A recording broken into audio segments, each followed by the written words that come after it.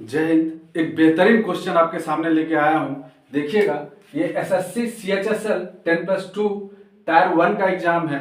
हम बताए थे आपको सबसे पहला वीडियो जिसमें हम बताए थे कि एसएससी जो एग्जामिनेशन कंडक्ट करवाती है वो ग्रेजुएट लेवल के बाद एक 10+2 लेवल का भी एग्जाम कंडक्ट करवाती है।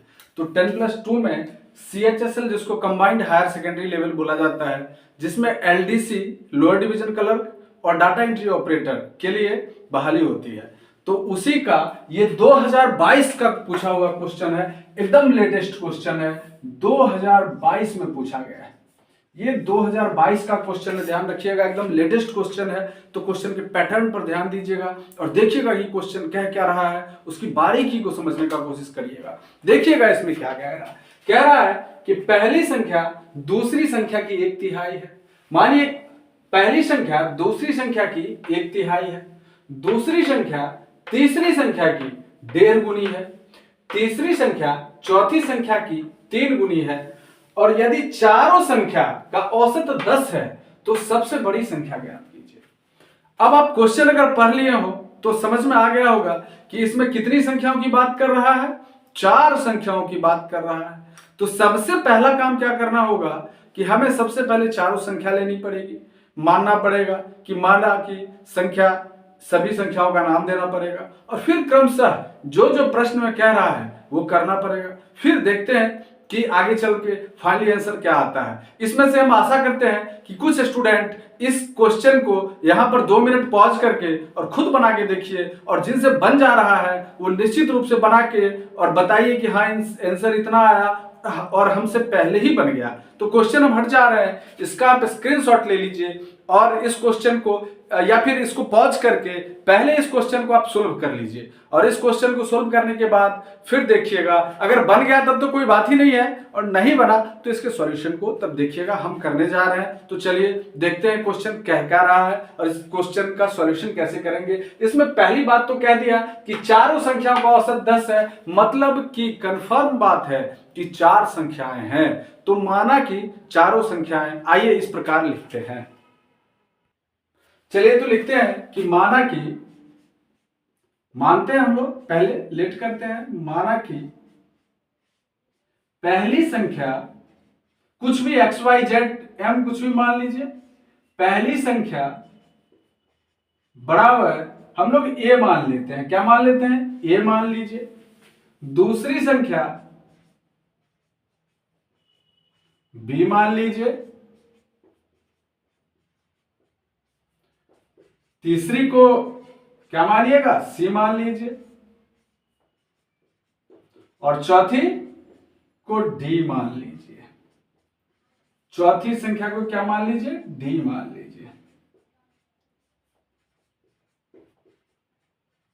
अब आइए क्वेश्चन कह क्या रहा है उस पे ध्यान देते हैं कि क्वेश्चन कहना क्या जा रहा है। पहले हम लोग मान लिए कि पहली संख्या को क्या मान लिए? a, दूसरी संख्या क्या मान लिए? b, तीसरी संख्या क्या मान लिए? c, चौथी संख्या क्या मान लिए? d मान लिए। अब क्वेश्चन कह रहा है कि पहली संख्या दूसरी संख्या की 1/3 है, मतलब पहली संख्या जो है, अब देख लीजिए क्या कह रहा है क्वेश्चन, प्रश्नानुसार।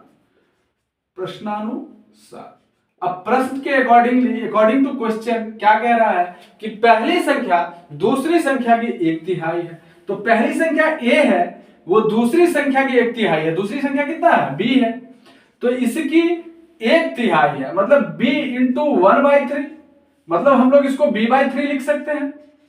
तो अब b/3 लिखे तो एक बात ध्यान दीजिएगा कि a तो ऑलरेडी a था ही, a बराबर b/3 हो गया। तो हम लोग ऐसा कर सकते हैं कि b equal to, cross multiplication अगर कर देंगे तो b इक्वल टू 3a निकल जाएगा। क्या?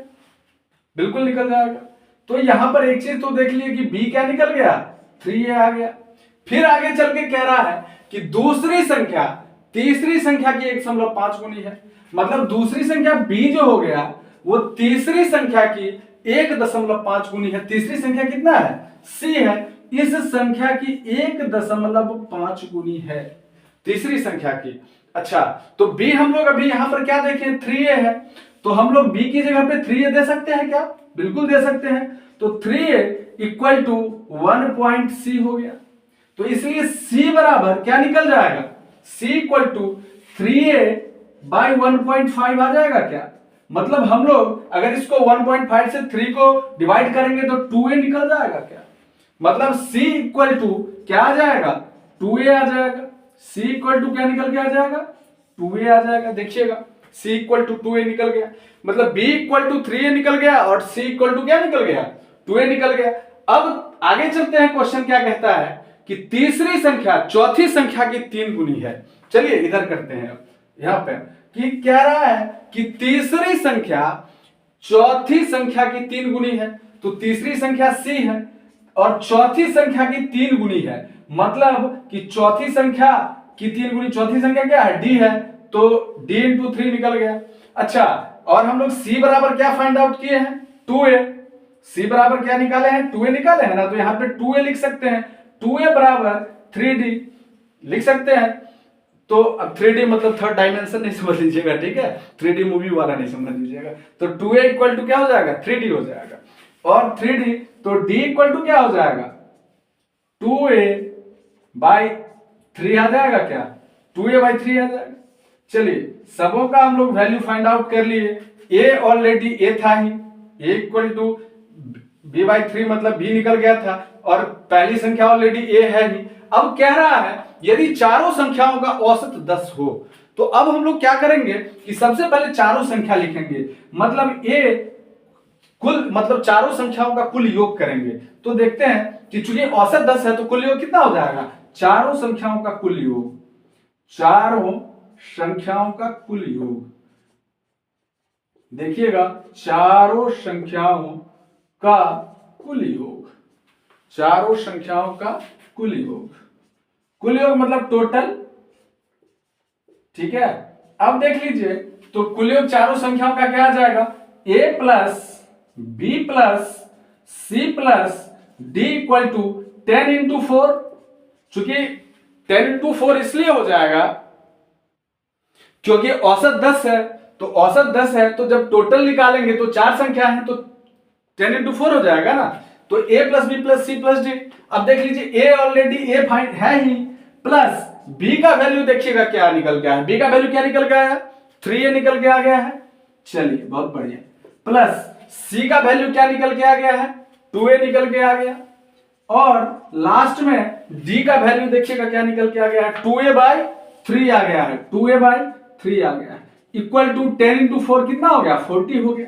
चलिए अब तो सिंपल सी बात है, a plus 3a 4a plus 2a 6a, मतलब 6a plus 2a by 3 equal to क्या हो जाएगा? 40 हो जाएगा। क्लियर है? अब देखिएगा कि अब इसका हम लोग क्या कर लेते हैं? भिन्न वर्ग का जोड़ कर लेते हैं, जो आप जानते हैं। तो और अब देखिएगा यहां पे क्या हो जाएगा कि नीचे देखते हैं तो हम लोग 3 एलसीएम ले लेंगे। अच्छा, 3 और 6 को मल्टीप्लाई करके कितना हो जाएगा? 18a प्लस 1 हो गया तो 2a हो जाएगा, इक्वल टू 40 हो गया। चलिए अब तो इजी वे में सोल्व हो जाएगा। और 18a प्लस 2a कितना हो गया? 20a हो गया। 20a बराबर 40 गुने 3 कितना हो गया? 120 हो गया।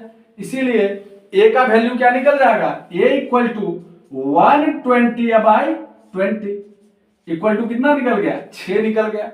चलिए यहां तक कोई दिक्कत ही नहीं होगी, शायद बिल्कुल नहीं होगी कि a का वैल्यू क्या निकल करके आ गया? 6 निकल करके आ गया। यहां पर ध्यान दीजिएगा, a का वैल्यू क्या निकल करके, a इक्वल टू क्या निकल के आ गया? 6 निकल के आ गया। अब a का वैल्यू जो 6 आ गया निकल के, एक चीज ध्यान दीजिएगा कि a का वैल्यू 6 निकल के आ गया, और इसमें बोला सबसे बड़ी संख्या कौन है? तो देखिएगा कि चूंकि a इक्वल टू 6 है, ध्यान दीजिएगा a इक्वल टू यहां पर क्या निकल गया? a equal to 6, a equal to 6 निकल करके आ गया। तो a का वैल्यू जो 6 आ गया, तो सबसे बड़ी संख्या। अब देख लीजिए a तो ऑलरेडी a है, 6 आ गया। b कितना है? 3a है, तो 3a ज्यादा होगा कि c वाला 2a ज्यादा होगा? 3a ना ज्यादा होगा।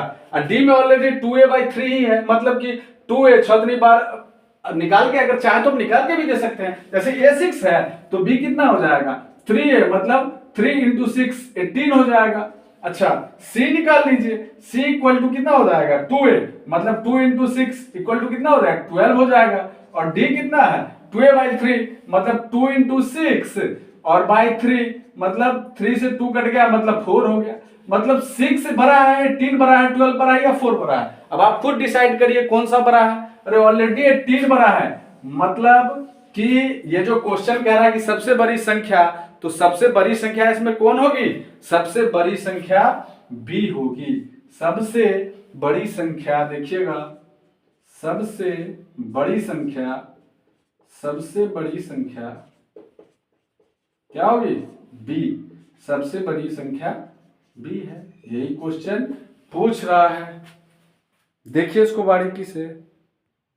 चलिए पूरे क्वेश्चन को एक बार रिव्यू करते हैं। देखिए क्या कह रहा है कि पहली संख्या दूसरी संख्या की 1/3 है, दूसरी संख्या तीसरी संख्या की 1.5 गुनी है, तीसरी संख्या चौथी संख्या की 3 गुनी है। यदि चारों संख्या का औसत 10 है तो सबसे बड़ी संख्या ज्ञात कीजिए। देखिए 4 संख्या बताया था तो हम लोग फटाक से मान लिए कि पहली संख्या ए है, दूसरी संख्या बी मान लिए, तीसरी संख्या हम लोग क्या मान लिए?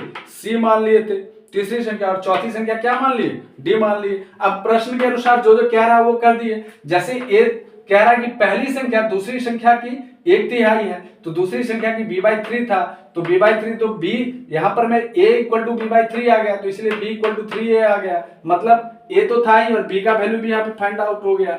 देखिए कह रहा है फिर तीसरा कि तीसरी संख्या चौथी संख्या की 3 गुनी है, तो तीसरी संख्या था चौथी संख्या की 3 गुनी थी और उससे हम लोग को c फाइंड आउट हो गया 2a। फिर कह रहा है कि यदि तीसरी संख्या चौथी संख्या की 3 गुनी है तो हाँ 2a फाइंड आउट हो गया। अब कह रहा है चौथी संख्या ऑलरेडी, तो उससे यहां पर मैं चौथी संख्या कैसे c = 2a आ गया। अब चौथी संख्या यहां पर मैं d = 2a/3 फाइंड आउट हो गया। अब कह रहा है कि सबसे क्या चारों संख्याओं का औसत 10 है, तो चारों संख्याओं का औसत अगर 10 है तो चारों संख्याओं का कुल कितना हो जाएगा? 40 हो जाएगा ना, क्योंकि 4 संख्या है तो चारों संख्याओं का कुल योग कितना हो गया? 40। तो चारों संख्याओं का योग देखिएगा a + 3a + 2a + 2a/3, तो यहां पर कर दिए a + 3a + 2a + 2a/3 = 40। तो देखिएगा क्या निकल के आ गया? 3 1 4 2 6a हो गया प्लस 2a/3 = 40 आ गया। तो फाइनली कैलकुलेशन करने के बाद a का वैल्यू क्या निकल के आ गया? 6 निकल के आ गया। यहां पे दिख रहा होगा ये 6 है। तो फिर कह रहा है कि a = 6 हो गया, तो b 3a था तो b 18 हो गया, c 2a था तो c 12 हो गया, d जो था वो 4 हो गया।